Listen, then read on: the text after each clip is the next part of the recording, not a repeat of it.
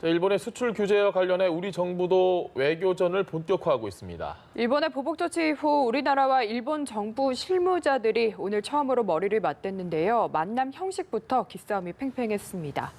오늘 이슈는 권혁기 전 청와대 춘추관장, 이상일 전 새누리당 의원과 짚습니다. 안녕하십니까? 네, 오셨습니까? 자, 일본의 경제 보복 분하기도 하고 답답하기도 하지만 일단 우리 정부는 지금 차분하게 외교적인 노력을 기울이고 있습니다. 김현종 차관이 아니죠. 차장입니다. 예. 네.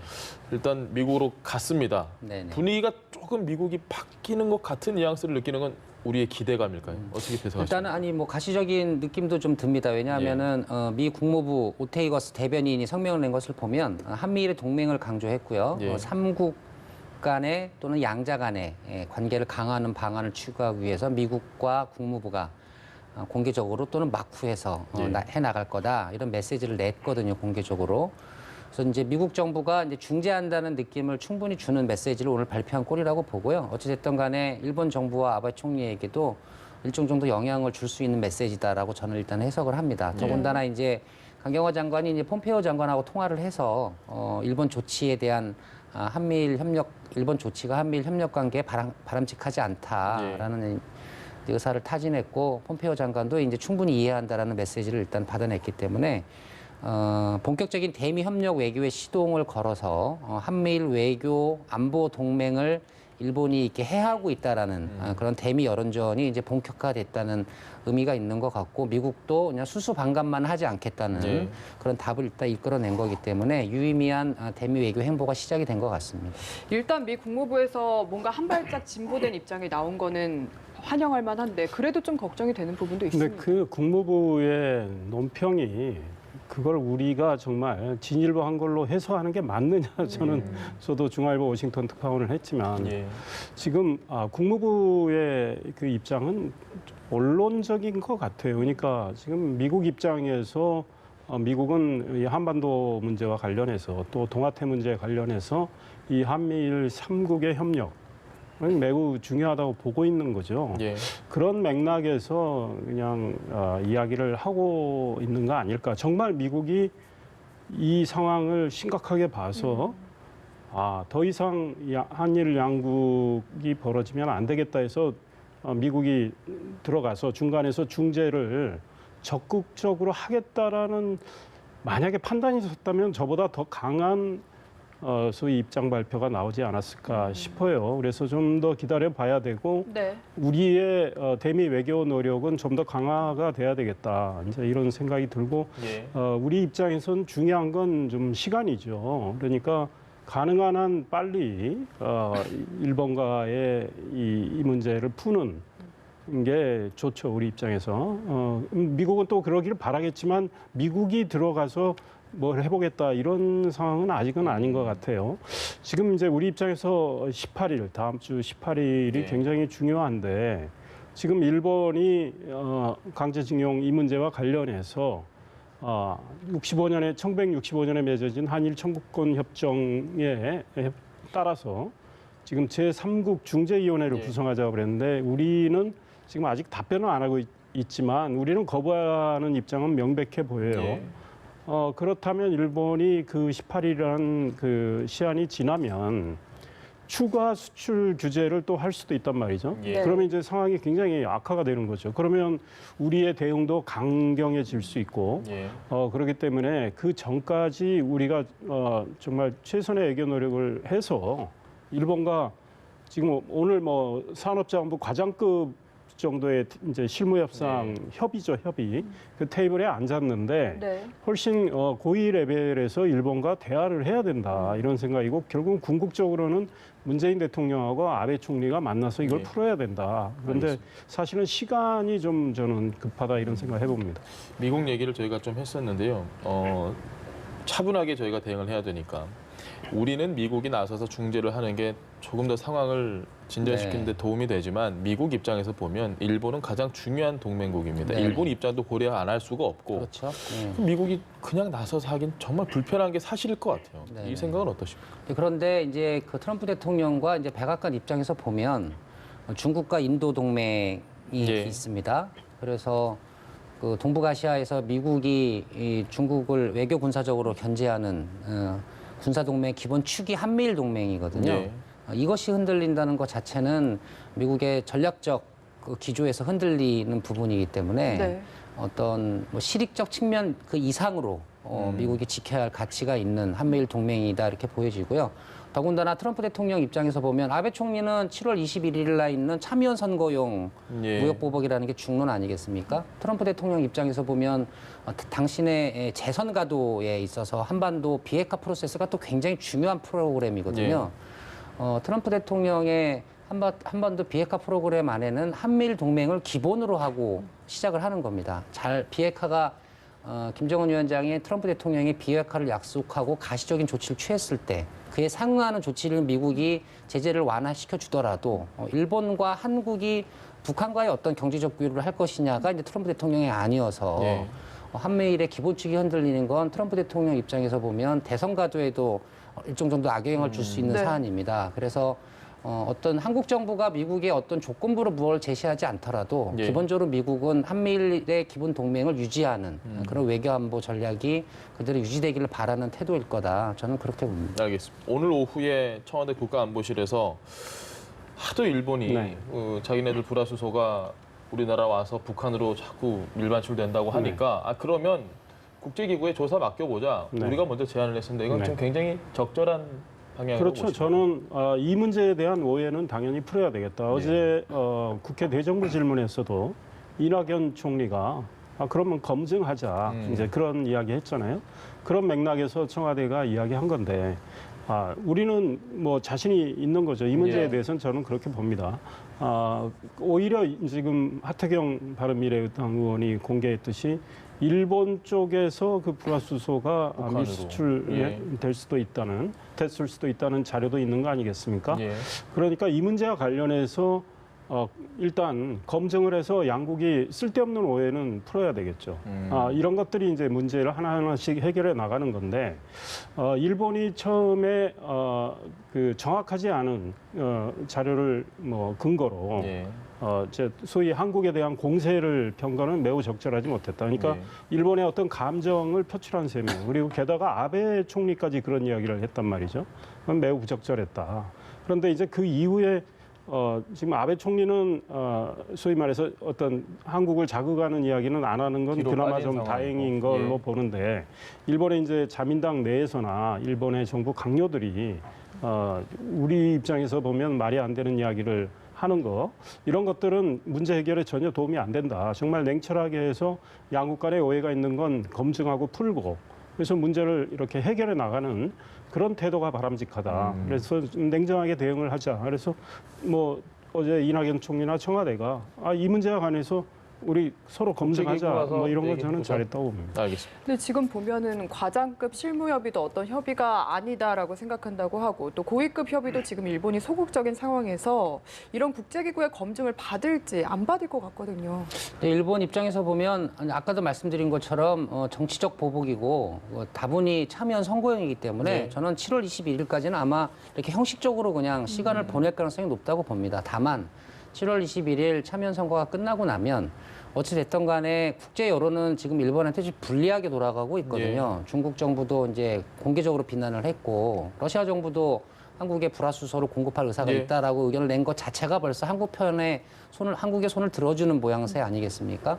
그렇게 되면 결국 선거가 지난 이후에 아베 총리도 일정 정도 본인들의 명분 없는 이 외교적, 정치적 보복에 대한 부분들은 털고 가야 하는 정치 환경이 곧 도래할 거기 때문에 저는 그 전까지는 일단 이 형식적인 회담으로 일본 정부가 나서지만 7월 12일 이후에는 조금 환경이 바뀔 가능성이 것이다. 있다. 저렇게 봅니다. 저는 좀 달리 보는 것이 예. 어제 이낙연 총리도 국회에서 이야기했지만 21일 일본 참의원 선거 후에 일본 태도가 달라질 거냐. 그거를 염두에 두고 지금 취하는 조치만은 아닌 걸로 본다. 바로 바뀌지는 않을 것 같다. 이런 이야기를 했어요. 그러니까 일본은 이미 말씀드렸지만 18일 우리 시한을 만약에 넘겼다. 그럼 바로 즉각적인 조치를 취할지 안 취할지 모르지만 보다 좀 더 한국을 압박하는 그런 수출 추가 규제를 할 가능성도 배제할 수 없는 거죠. 그런데 이제 우리가 지금 내놓은 해법이 있습니다. 예. 우리가 사실 좀 뒤늦게 내놓은 해법이 있죠. 일본이 거부했죠.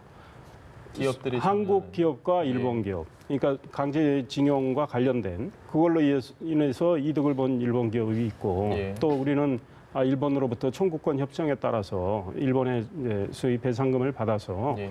경제를 키우는 과정에서 수혜를 입은 우리 기업이 있단 KT 같은 말이죠. 곳이 있죠. 네, 그렇습니다. 그런 기업들이 기금을 내서 강제징용 피해자들에 대한 배상이나 보상을 하자 이런 네. 거 아니겠습니까? 근데 네. 이제 일본은 그걸 거부를 했죠. 근데 이제 우리 1965년 그 청구권 협정에 네. 강제징용 피해자들 3만 명으로 특정을 하고 예.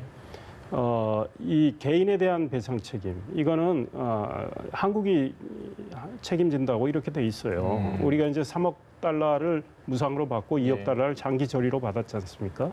그래서 우리 정부의 책임도 저는 있다고 봅니다. 그러니까 소위 한국 기업과 일본 기업 플러스 우리 한국 정부가 그 당시 피해를 받은 분들에 대한 배상 보상을 하는 방안도 저는 한국 정부가 검토할 필요가 있다.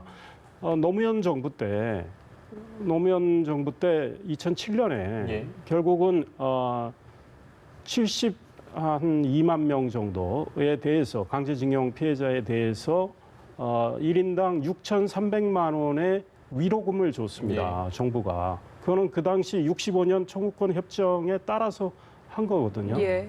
그러니까 그런 맥락에서 문재인 정부가 이것도 검토를 저는 할 필요가 있다. 사실은 일본 정부는 처음에 이렇게 한다면 수용할 생각이 있었어요. 그러나 지금 이걸 내놨을 때 일본이 오케이 할지는 모르겠지만 그런 것도 좀 유연하게 검토할 필요가 있지 않을까 이런 생각이 듭니다. 알겠습니다. 정부의 움직임도 그렇고 뭐 외교적인 분쟁으로 비화되는 걸 막는 것도 좋지만 지금 중요한 건 여론인 것 같습니다. 민심이라 그러죠. 우리 국민들 또 일본 국민들 역시 최근에 뭐 살인가스 얘기 나오고 VX 얘기 나오고 그러니까 당연히 지지하고 있습니다. 지금 아베의 이런 경제 보복에 대해서 우리 국민은 반일 감정은 최고조로 달하고 있습니다.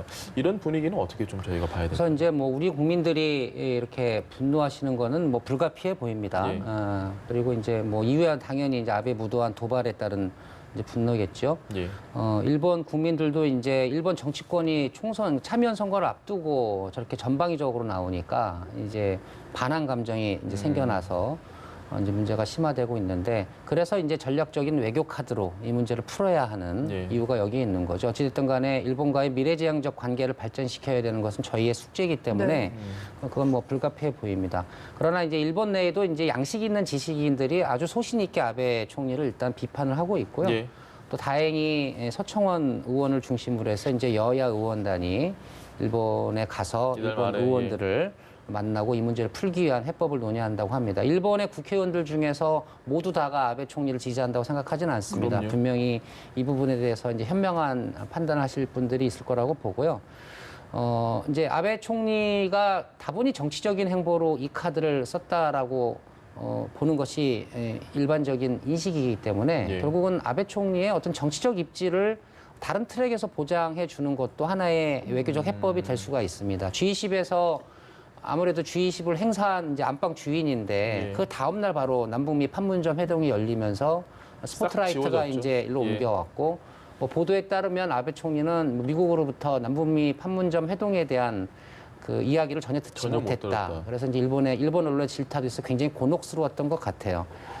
일본은 북한의 납북자 문제를 해결하는 게 굉장히 큰 이슈입니다. 그러니까 네. 아베 총리는 일본의 납북자 문제를 해결하는 첫 총리로 기록되고 싶은 또 공명심이 아주 강합니다. 그래서 향후에 전개될 남북미 그 회동의 틀 안에 예. 일본 정부와 아베 총리를 어떻게 배치하고 고려하느냐 이것도 나름은 서로 윈윈할 수 있는 카드에서 하나의 해법으로 활용될 수 있지 않겠나 그렇게 봅니다. 알겠습니다. 이런 대북 카드도 역시 하나 저희가 제시할 수 있는 협상 카드가 될까요? 글쎄 지금은 뭐 아베 총리가 일본의 납북자 문제 뭐 그건 일본으로서 굉장히 중요한 문제인데 그런 것까지 우리가 연동해서 이 문제를 뭐 굳이 푸는 우리가 거는 먼저, 저는 그건 아닌 것 같고요. 일단 이거를 바라보는 시각이 한국과 일본이 이제 아주 상당한 차이가 있기 때문에 그런 건데 서로 지금 뭐 불화수소가 북한으로 밀수출됐다 이런 불필요한 그 근거가 전혀 없는 이런 오해들, 잘못된 정보들 이런 거를 털어내고 예. 정말 냉철하게 일본이 도대체 무슨 생각에서 이러느냐, 우리도 일본의 속셈을 이제 파악을 하고 그러면서 문제를 해결해 나가는 노력. 제가 이미 말씀드린 대로 우리가 좀 더 할 수 있는 기업들과, 네. 일본에 내놓을 수 있는 카드를 연구를 하고요. 또 이낙연 총리 같은 경우는 아베 총리를 비롯한 일본의 나름 상당한 네트워크가 있습니다. 그러니까 지금 문재인 대통령과 아베 총리가 만나서 푸는 방식이 최종적으로는 그림이 그려지겠지만 지금 두 분 간에는 신뢰가 전혀 없기 네. 때문에 이낙연 총리 같은 분이 특사로 일본에 가서 아베 총리 만나서 어떤 사전 정지 작업도 하고요. 뭐 이런 다각도의 노력이 필요한데 지금 청와대는 뭐 특사도 보낼 생각이 없다. 예. 그다음에 제가 말씀드린 양국 기업이 기금을 내서 네. 피해자들을 배상하는 오고 보상하는 이런 방안 외에는 다른 카드는 없다. 그러니까 좀 굉장히 경직돼 있다. 그러면서 한편으로 이제 미국의 중재를 요구하는데 그러면 미국이 중재를 했다고 가정할 경우에 우리가 지금 이 카드만 가지고 일본하고 협상할 때 그게 먹히겠습니까? 그럼 미국이 중재를 한다. 그러면 우리가 가지고 있는 카드를 다 일본이 받아라.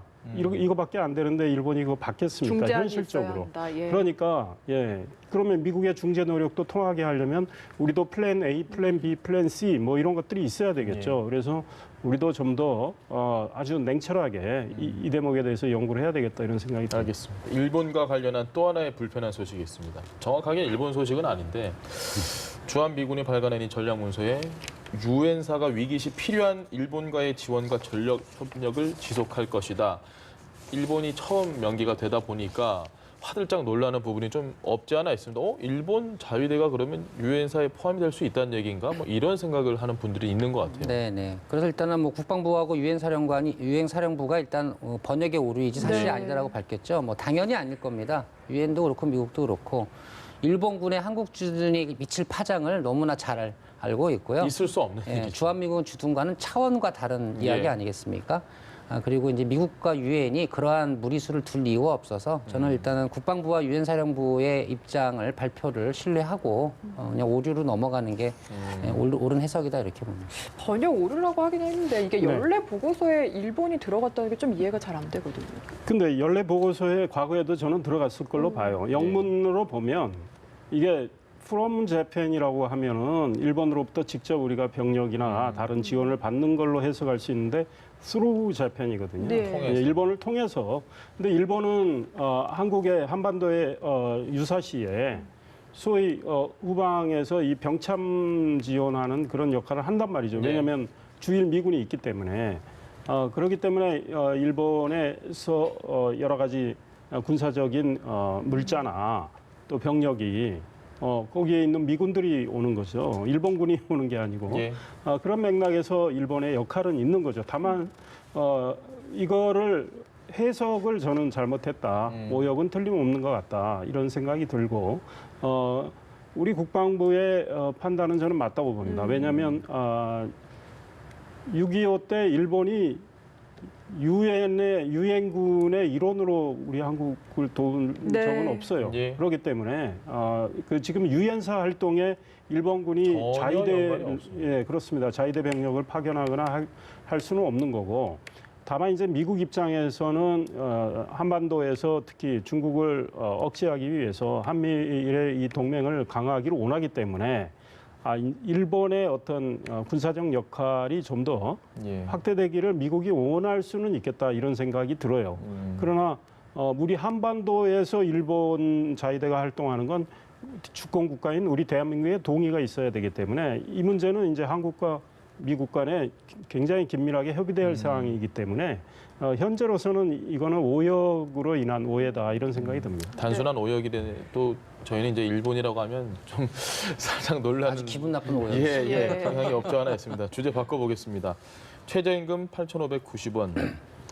평가 한번 해주시죠. 굉장히 중요한 이슈입니다. 네, 뭐 두 가지 의미가 있는 것 같습니다. 일단 노사 대표단이 퇴장하지 않고 예. 전원 참여한 상태에서 이제 결정을 했다는 것. 물론 이제 노총이 반발하고 있습니다만은 과거 사례를 보면 대체로 다 자리를 박차고 나갔었거든요. 그럼요. 그런데 이번에는 전원 참가해서 이제 결정했다는 걸 보고요. 그리고 이제 과거에 이제 2년간 두 자리 수 인상을 계속 현 정부 들어서 해왔습니다. 예. 이제 최소한의 사회 안정망 보장 차원에서 최저임금 인상을 통한 임금 보전 효과가 있었던 것인데 이제 시장에 대한 이제 부작용이 지속적으로 이제 논란이 되고 문제 제기가 됐었죠. 그래서 이번에는 2.9%. 이제 물가 인상률을 고려하면 이제 사실상 동결 효과가 있는 것 같고요. 뭐 대통령이 이미 그 국민과의 그 대담 코너에서 밝혔듯이 비록 공약이긴 하지만 시장에 영향을 보아가면서 속도는 충분히 조절하는 것이 합리적인 정부의 시책이다 이렇게 밝혔고 뭐 그런 뜻들이 모아져서 된 결정이라고 봅니다. 이번에 브레이크를 확 밟았다 이렇게 이해를 하면 되겠습니까? 네네 이번에는 이제 속도 조절에 큰 힘을 실어준 것 같고요. 대체로 뭐 한국 사회가 최저임금 부분은 좀 속도를 조절할 필요가 있다는 공감대가 이미 형성이 돼 있었기 때문에 그게 반영된 결정이 아니겠는가 싶습니다. 당연히 100% 만족할 수는 없지만 지금 보면 노동계는 사실상 삭감안이다. 그리고 또 지금 회사 측에서는 동결 못해서 안타깝다. 이렇게 얘기를 하더라고요. 그러니까 지금 이제 사용자 쪽에서는 오히려 좀 마이너스 인상률 이야기했죠. 예. 그러나 이제 현실적으로 쉽지 않죠. 그렇죠. 예. 그러니까 결국은 이제 사용자 측이 양보해서 내놓은 안이 채택이 된 거죠. 그런데 지금 노총 양대 노총은 굉장히 반발하고 있는데 양대 노총은 좀 반성을 해야 되는 거 아니겠습니까? 왜냐하면 작년에 얼마 올랐습니까? 16.4%. 예. 올해 10.9% 올랐습니다. 그로 인해서 자영업자들 아우성이었고 오히려 일용직 근로자들 일자리 거의 사라지고 네. 대학생 아르바이트 자리 다 사라지고 굉장히 고통을 겪었어요. 예. 그리고 고용하지 않는 1인 자영업자 수 많이 늘어났고 자영업 폐업한 게 100만 개가 넘고요. 그렇다면 양대 노총은 2년 동안 누릴 만큼 누렸어요. 제도권 근데 안에서. 그렇습니다. 예. 그러나 그 노총 안에 못 들어가 있는 노동자들, 그분들은 오히려 일자리가 지금 사라져서 네. 큰 고통을 겪고 있는 거 아닙니까? 그렇다면 현실을 이제 받아들여야죠. 공익위원들이 말이죠. 지난 2년 동안은 노총 편을 들어줬지 않습니까? 노총 손을 들어준 거예요. 근데 그 공익위원들이 이번에는 정말 우리 경제 사정이 어렵다 해서 이번에 사용자 쪽으로 뭐 9명 중에 6명이 찬성한 거 아니겠습니까? 그렇다면 이제 노총은 기득권을 좀 내놓을 생각을 하고 고통을 분담할 생각을 해야 된다. 그런데 이 돌이켜보면요. 이제 내년까지 해서 3년 동안의 인상 최저임금이 정해진 거 아닙니까? 예. 그런데 보세요. 나는 지금 여권 지금 여당이 좀 문제가 많다고 생각하는 것이 정부하고. 아니 처음에 16.4% 그냥 확 정권 잡은 김에 기분 좋아서 확 올렸다 쳐요. 예. 근데 이번에 와서 이렇게 내년 거를 2.9%할 거면 아니 3년치 3분의 1로 나눠서 순차적으로 그렇습니다. 아니 했으면 비슷한 좋을 것 인상률로 했다면 뭐 좀 아마 욕은 덜 먹었을 것 같고 자영업 하는 분들도 좀 감당할 수 있었을 것 같아요. 그런데 노총 의식해서 2년 동안 확 올려준 다음에 도저히 안 되니까 이제는 이제 살짝 올리니까 노총이 불만을 이제 표명하잖아요. 그것도 당연하다라고 생각하시는 겁니다. 불만을 표현할 수밖에. 아니 저는 노총의 불만은 정말 말이 안 된다고 봐요. 그런데 이 정부 여당이 나라 경제를 이렇게 운영해 나가는데 좀 현명하게 했으면 좋겠다. 네. 이런 생각이 들어요. 이번에 정부 여당도 좀 반성할 필요가 있겠다 이런 생각이 들어요. 일단 노총의 반발은 저는 이제 뭐 양육 강식 정글식 시장도 안 되지만 쟁투가 무기인 시장도 안 된다고 봅니다. 경제 주체들이 이제 양보와 타협으로 이제 뜻을 모으는 건전한 시장 질서를 좀 만들어야 하는데요. 최저임금 말고 다른 사안으로 기업 측에서 양보할 일이 또 있을 수 있거든요, 얼마든지. 예, 그래서 건강하고 경쟁력 있는 경제구조 시장이라는 것은 결국은 사회적 대타협이 통용되는 경제구조 시장이 가장 건강하고 경쟁력 있는 시장이기 때문에 노총도 이번에 최저임금위원회에 참여하여 결정한 만큼 본인들이 참여한 결정을 존중하는 성숙한 모습을 보이는 것이 다음번 노조가 원하는 현안에 기업의 양보를 촉구할 수 있는 명분으로 또 작용할 수 있다. 저는 그렇게 봅니다. 알겠습니다. 또 하나 중요한 건요. 지금 이거 이상으로 중요한 게 주 52시간과 관련해서 이 탄력 근로제 확대하는 문제 있잖아요. 아직도 국회에서 지금 그렇습니다. 작년 연말에 끝내기로 한 걸 아직도 못 하고 있는 겁니다. 그 지금 정부 여당이 노총 눈치 보면서 이러고 있는 거예요. 그런데 이거 빨리 해야 됩니다. 지금 뭐 오늘 이해찬 민주당 대표가 반도체 관련해서 일본 수출 규제에서 경기도 가서 그 현장 최고회의 열었죠. 거기서 무슨 목소리 나왔습니까? 주 52시간과 관련한 이 탄력 근로제 문제 빨리 해결해달라. 아니 도대체 연구할 수가 없다. 아니 지금 52시간만 하려니 특히 R&D 6개월 안에 개발에서는 나온 거죠, 청와대. 네, 그렇습니다. 그러니까 빨리 탄력 근로제 이거 정부 여당이 적극 나서야 된다. 노총 눈치 보지 말고 이런 지적하고 싶어요. 알겠습니다. 정치권 이슈 좀 살펴보겠습니다. 한동안 황교안 대표가 백브리핑을 안 해서 저희가 네. 좀 이야기할 것들이 많지 않았었는데요. 천안함 침몰 사건 희생장병 추모 릴레이 행사에서 다음 주자로 원희룡 지사를 콕 집었습니다. 원 지사는 지금 자유한국당 소속이 아닙니다. 아니죠. 개인적으로 친분이 있는 것 같지도 않은데 왜 집었을까요? 일단 뭐 탈당파 원지사에 대한 복당 구애로 보여집니다. 이제 보수 통합을 계속 이제 황교안 대표가 트레이드 마크로 내세워서 계속 외치고 계신데 사실은 보수 통합에 실적이 있다라고 평가할 만한 일들은 별로 없었죠. 그래서 만약에 탈당한 원희룡 지사가 복당을 하게 된다면 어떤 그 통합 행보의 실적으로 이렇게 평가받을 수 있는 카드인 것 같습니다. 신호탄 정도로 보기는 근데 이제 실제로 원 지사가 황 대표의 구애에 따라서 한국당에 복당할지 여부는 뭐 좀 지켜봐야 될 것 같고요. 다만 이제 이런 이벤트로 황 대표가 추구하고 싶은 보수 통합은 사실은 어렵습니다. 원희룡 지사 같은 분이 복당을 하는 것이 좋은 시그널은 될 수 있지만 이제 궁극적으로는 당내에 만연해 있는 친박과 비박과의 갈등 구조를 해소를 해야만이 당 바깥에 있는 보수 인사들을 당으로 이렇게 끌어오는 그런 효과를 누릴 수 있을 텐데 일단 중도 보수 인사들 같은 경우는 한국당이 합리적 보수 정당으로 재탄생할 때만이 한국당으로 입당하는 러시가 이제 이루어지지 않겠습니까? 그런데 뭐 김세연 여의도 연구소 소장의 사퇴를 촉구했던 일이라든가 한성교 사무총장 대신 다시 또 친박의 박맹호 의원을 재임명한 부분 그리고 이제 저번 주에 다루었지만 김재원 예결위원장 인선을 위해서 이제 비박 인사를 결국은 주저앉히는 황 대표의 친박 색깔이 너무 이렇게 두드러지는 이런 정치 당내 정치 문제가 실질적으로는 보수 통합의 가장 큰 걸림돌로 작용하고 있고요. 나경원 대표가 합동 토론회에서 바른미래당이 보수 통합의 첫 번째 1순위다 이렇게 이야기를 했었는데 이 발언이 무색해졌습니다. 그래서 말만 보수 통합이고 행보는 여전히 친박 중심의 정치 행보에 투톱이 움직이고 있는 모양새여서 실제로 보수 통합이 어느 정도 성과를 거둘지는 좀 더 지켜봐야 될 것 같습니다. 지금 지적하신 대로 의원께서도 이게 당직 인선 과정에서 친박 간의 계파 갈등이 드러나고 지도부가 뭔가 친박에 힘을 실어준다고 해석하고 계신가요? 지금 뭐 많은 언론도 그런 지적을 하고 있고 뭐 이 드러난 현상으로 보면 그렇게 해석할 수 있습니다. 그래서 황교안 대표가 지금 원희룡 지사를 저렇게 지목한 거는 원희룡 지사는 정치적으로 해석하지 말아달래지만 저거는 정치적으로 해석할 수밖에 없어요.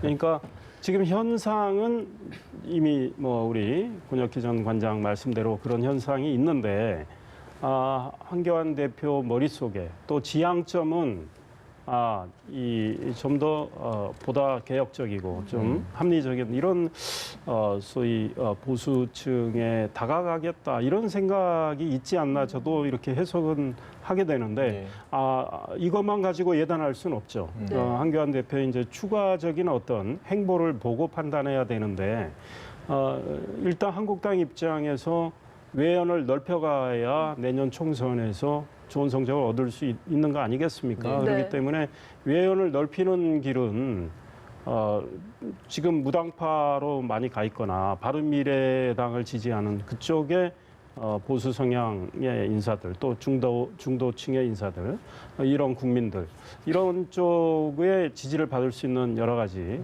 구상을 이제 아마 하지 않을까 그리고 그런 걸 뭐 적절한 때 순차적으로 내놓지 않을까 이런 기대를 해보는데 일단은 나경원 원내대표가 이야기한 이 바른미래 쪽에 좀 더 방점이 있는 거 아닌가 이런 생각이 들어요. 그러니까 홍문종 의원이 한국당에서 탈당을 해서 우리 공화당으로 갔지 않습니까? 그에 대해서 지금 우리 공화당과는 특별한 지금 한국당이 좀 더 이렇게 다가가려는 흔적은 별로 없어 보여요. 없는 것 같습니다. 네. 네, 그러니까 우리 공화당은 뭐 우리 공화당대로 지금 내년 총선 준비를 하고 있지만 지금 한국당 머릿속에 보수 통합의 우선순위는 지금 바른미래 쪽이 아닐까. 원희룡 지사는 물론 무소속입니다. 예. 그러나 바른정당에 있다가 무소속으로 가 있기 때문에 원희룡 지사는 당장 한국당에 들어올 생각은 없다 이런 이야기를 한 적이 있어요. 한국당이 좀 더 변화되길 바란다 이런 이야기를 하고 있거든요. 그게 이제 유승민 의원도 바른미래에 있는 유승민 의원도 한국당이 지금 변화하지 않고 있는 현 상황에서는 한국당과 함께하기 어렵다 이제 비슷한 이야기를 하고 있는 겁니다. 그러니까 네. 지금 이제 황교안 대표의 과제는 그렇다면 한국당 내부의 변화 쇄신을 어느 정도까지 할 건가? 이거는 저희들이 좀 더 지켜봐야 되겠다. 그러니까 결국 궁극적으로는 아마 올 12월 정기국회 끝날 때까지 뭐 많은 나름의 구상을 하면서 어떤 그 변화의 시그널을 계속 줄 거예요. 이제 그걸 지켜보고 나야 되겠다 이런 생각이 듭니다. 황교안 대표가 취임하고 100일쯤 됐을 때 전후로 해서 언론에서 많이 나왔던 얘기가 친박, 비박, 개파 갈등 얘기가 쏙 들어갔다. 자리 잡았구나라고 얘기를 했는데 네. 지금 아까 말씀하신 것처럼 많은 언론은 친박 세체가 너무 두드러지고 있는 게 아니냐. 차라리 갈등이 있었을 때는 비박이 목소리라도 냈는데 지금은 비박이라고 분류되는 분들의 목소리가 거의 안 나오는 것 같습니다. 네네. 이 부분은 어떻게 생각하십니까? 일단은 뭐 어찌됐든 간에 새로 시작한 황교안 대표 체제이기 때문에 예. 비박이 전면에 나서서 흔들 경우에는 일단 복당한 명분도 상실하게 되고요.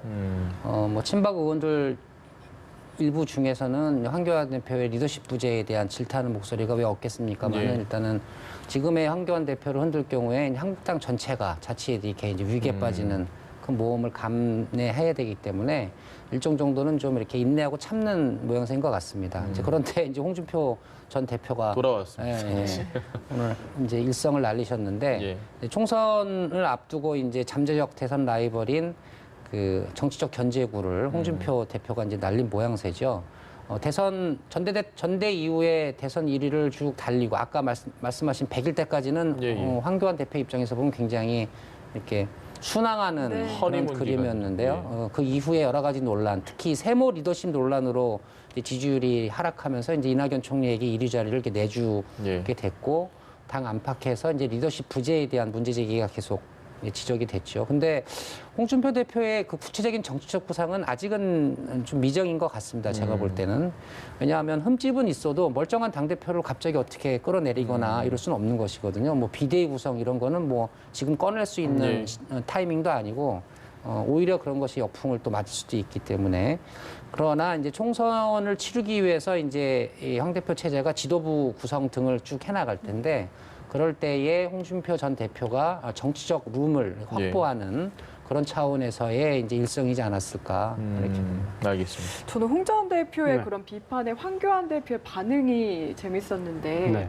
뭔가 두루뭉술하게 원론적인 입장만 이야기를 하더라고요. 이런 네. 대응은 어떻게 보시나요? 저는 황교안 대표가 그렇게밖에 대응하기 어렵지 않나. 뭐 황교안 대표는 뭐 대응을 잘 한 것 같아요. 정치 내공이 이제 좀 쌓였다고 예, 맞대응을 이렇게 예. 할 경우에 소위 이제 홍준표 전 대표의 어떤 성격상 예.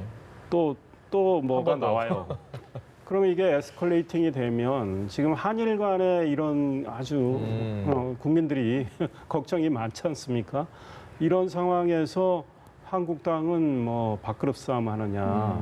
이 지금 한국당에 국회 상임위원장 자리 놓고 한번 예결위원장은 싸웠잖아요. 그 다음에 이제 국토위원장. 예. 아직 싸우고 있죠. 예, 그렇습니다. 그런 상황에 전현직 대표가 싸우면 국민들이 보기에는 실망스럽죠. 그러니까 황교안 대표가 이렇게 사실상 무대응으로 하신 건 잘한 거고, 또 맞대응하기는 쉽진 않아요. 지금 현 대표로서. 그러니까 홍준표 전 대표는 나름의 이제 본인의 정치적 미래를 설계하면서 소위 잽을 날리고 있는 건데, 저는 그 중에 일부는 황교안 대표가 이렇게 세게 들었으면 하는. 좀 참고할 만한 내용도 있다. 왜냐하면 너무 친박 중심으로 가는 거 아니냐. 그래가지고 어떻게 보수 대통합을 하느냐. 예. 그리고 어떻게 외연을 넓혀가느냐. 이런 지적은 저는 굉장히 타당하다고 봐요. 이제 나머지 내가 정치는 24년 했는데 황교안 대표는 신인이다. 예. 뭐 이런 거야. 뭐 그것도 사실이긴 하지만 예. 황교안 대표가 그냥 뭐 웃어 넘기면 그만이니까. 그래서 사실 뭐 한국당 내에서 전직 대표들이 현직 대표에 대해서 저렇게 뭐 일종의 어떨 때는 충고, 어떨 때는 비판 이런 거는 어제 오늘의 일은 아니에요. 네. 건강한 현상이라고 볼 수도 있죠. 그렇죠. 뭐 그렇게 해석하면 될 것 같아요. 예. 그래서 다만 현 대표로서는 취사 선택을 하면 되겠다. 약이 되는 건 쓰고 우연하게. 뭐 본인이 보기에 별로 동의하지 않는 건 그냥 무대응으로 가는 거. 예. 다만 중요한 건 한국당이 얼마나 쇄신하고 얼마나 바뀌어서 국민들한테 진정성을 보여주고 국민들이 신뢰할 수 있을 정도로 이제 믿음을 예. 얻게 되느냐 이거죠. 그게 중요한 거죠. 이제 그거는 하루아침에 되는 건 아니지만 부단히 노력을 해야 되겠다 이런 생각이 알겠습니다. 바른미래당 상황 오랜만에 한번 짚어보겠습니다. 혁신위가 출범을 해서 뭔가 좀 달라질까 했는데 10일 만에 지금 주대한 위원장이 사퇴를 했습니다. 혁신위에서 손학규 퇴진 얘기만 한다 이런 얘기를 하면서 강하게 비판하면서 나갔습니다. 다 상황을 좀 설명해 주셔야 될 것 같습니다. 그래서 일단은 뭐 그 손학규 대표의 퇴진 그 공방이 치열할 때 예. 손학규 대표가 이제 당의 혁신위를 이제 구성하고 출범시켜서 그 사태를 수습하고 예. 총선에서의 이제 당의 경쟁력을 높이는 계기로 이렇게 이제 혁신위를 출범을 시켰는데 예. 혁신위의 당 혁신의 1호 안으로 올라온 것이 결국 손학규 대표를 어떻게 퇴진시킬 것인가에 대한 네. 연구 방안 예. 이걸로 이제 귀결이 돼버렸죠. 그래서 결국 혁신위는 비껍질에 불과했고 결국은 손 대표의 사퇴 문제가 다시 다시 또 제자리로, 알맹이로 예. 올라와 버렸어요. 그렇게 되니까 일단은 그 혁신위원장을 맡았던 주 위원장 같은 경우는 당 대표 사퇴를 당 혁신의 1호 안으로 트라이하는 것은 자기는 용납할 수 없다라고 예. 이제 사퇴를 해버렸고요. 결국은 이 문제는 혁신위를 어떻게 재구성할 거냐의 문제는 이제 더 이상 아닌 것 같습니다. 정치적 환경은 어찌됐든 간에 손학규 대표한테 굉장히 불리한 건 사실인 것 같아요. 근데 예. 그렇다 하여 당대표의 사퇴를 본인의 의사와 무관하게 강행할 수 있는 방법은 없거든요. 예. 국내 법 체계상. 결국은 손학규 대표에게 명분과 정치적 어떤 보장을 바른미래당의 반손학규 라인에서 예. 이제 모색을 해 안철수, 놓으셔야 유승민 하는데 의원들. 예. 그런 정치적 부상 없이 무조건 당대표 보고 그만두라고 하면 손학규 대표가 수용할 리가 만무인 상황이죠. 그래서 결국은 안철수 대표, 전 대표, 유승민 전 대표의 공동 지도 체제 예. 이런 것도 하나의 이제 대안이 되고 그 정도 대안이면 저는 손학규 대표가 명분 있게 받아들일 가능성이 있어 보이는데 문제는 독일에 있는 안철수 대표가 과연 이 카드를 받을 것이냐 예. 이것도 불투명하고 미지수여서 사실 바른미래당이 앞으로 어떻게 했으면 좋겠다라는 그 해설은 참 답이 하기가 없다. 어려운 상황입니다. 결론은 항상 이렇게 나는 것 같습니다. 네. 안타깝죠. 예. 그 바른미래당이 뭐 처음 탄생했을 때 예. 나름대로 제3당으로서 기존의 양당 체제, 거대 양당 체제로 인해서 생기는 여러 가지 문제점, 부작용을 좀 해소도 하고 또 양당에 어떤 신선한 충격도 주고 긴장감도 주고 이런 역할을 해보겠다고 출범을 했고 또 국민들도 그런 기대를 뭐 걸었던 건 사실인데 바른미래당 내부의 소위 화학적 결합이 전혀 안 되고 또 지금 저런 현상은 그 당 내에 정치력이 없다라는 걸 또 스스로 보여주고 있는 예. 거란 말이죠. 그러니까 바른미래당이 뭘 추구해도 결국 안 되는 상황으로 가는 저런 현상. 저렇게 되면 차라리 갈라지는 게 낫지 않느냐 이런 지적까지 나오는 건데 저 바른미래당 내부에 있는 구성원들이 너무 자기 욕심을 채우려다 보니까 뭐 상대를 굉장히 지금 증오하는 정치를 예. 서로 하고 있는 거죠. 그래서 안타깝다. 근데 답이 없는 상황인 답이 것 없다. 같아요. 그렇다면 이제 지금 7월 중순 돼가는 거 아닙니까? 네. 그러면 저 한 달 반, 뭐 2달 그거 그럼 좀 추석? 기다려. 아니 손학규 예. 대표가 그랬잖아요.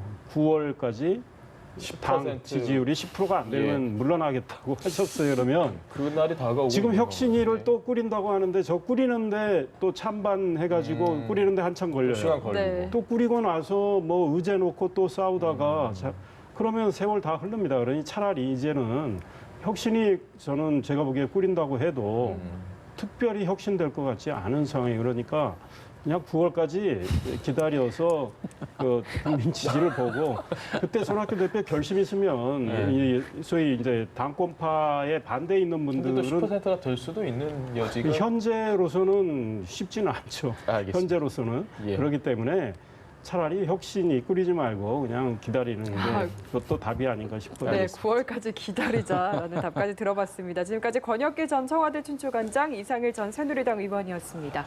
말씀 예, 감사합니다. 고맙습니다. 감사합니다.